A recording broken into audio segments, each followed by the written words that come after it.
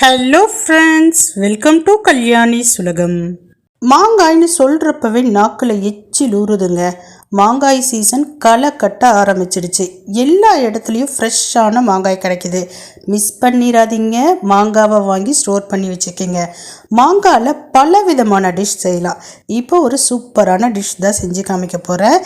இந்த டிஷ்ஷை நீங்கள் செய்ய கற்றுக்கிட்டிங்கன்னா உங்கள் வீட்டில் குழம்பே வைக்க வேணாம். எப்படின்னு பார்க்குறீங்களா? அதுக்கு தான் இந்த வீடியோவை பார்க்கணும். அதுக்கு முன்னாடி நம்ம சேனலை சப்ஸ்கிரைப் பண்ணலைன்னா சப்ஸ்கிரைப் பண்ணிக்கோங்க. இப்போ நம்ம செய்ய ஸ்டார்ட் பண்ணலாம்.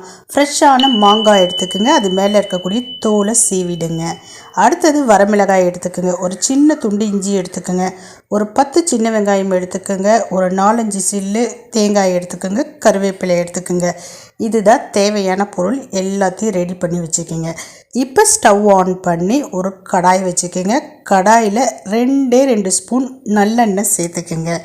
இதே டிஷ்ஷை தேங்காய் எண்ணெயிலையும் செய்வாங்களாம் கேரளா ஸ்டைலில்.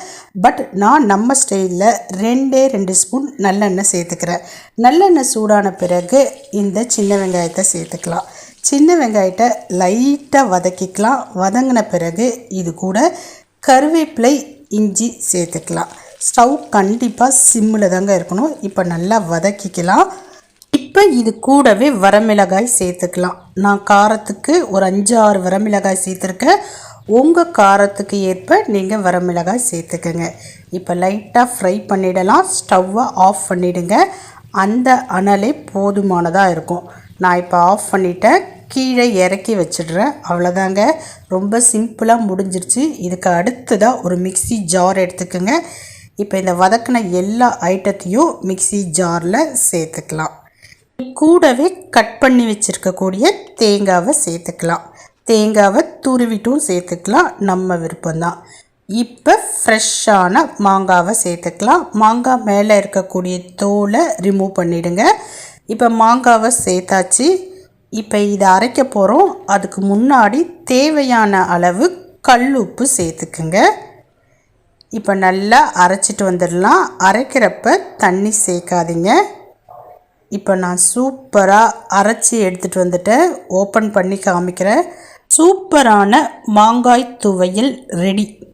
இதை கேரளா மாங்காய் சம்மந்தின்னு சொல்லிட்டு சொல்லுவாங்களாம். கேரளா ஸ்டைலில் ரொம்ப சூப்பராக இருக்கும். இப்போ இதுக்கும் குழம்புக்கும் என்ன சம்மந்தம் அப்படின்னு சொல்லிட்டு நீங்கள் கேட்கலாம். குழம்பே தேவையில்லைங்க. சுட சுட சோறு வடித்து அதில் இந்த மாங்காய் துவையில் சேர்த்து நல்லெண்ணெய் விட்டு பிசைஞ்சு சாப்பிட்டு பாருங்களேன். நீங்கள் ஒரே ஆளே எல்லா வடித்த சாப்பாடையும் சாப்பிட்றலாம். அவ்வளோ டேஸ்ட்டாக இருக்கும். இதை கேரளாக்காரவங்க தேங்காய் எண்ணெய் விட்டு சாப்பிடுவாங்களாம். அப்படியும் நீங்கள் ட்ரை பண்ணி பாருங்கள். பட் நான் நல்லெண்ணெய் ஊற்றி தாங்க சாப்பிட்டேன். ரொம்ப சூப்பராக இருந்தது. செஞ்சு பார்த்துட்டு எப்படி இருக்குது அப்படின்றத கமெண்ட் செக்ஷனில் சொல்லுங்கள். பாய்.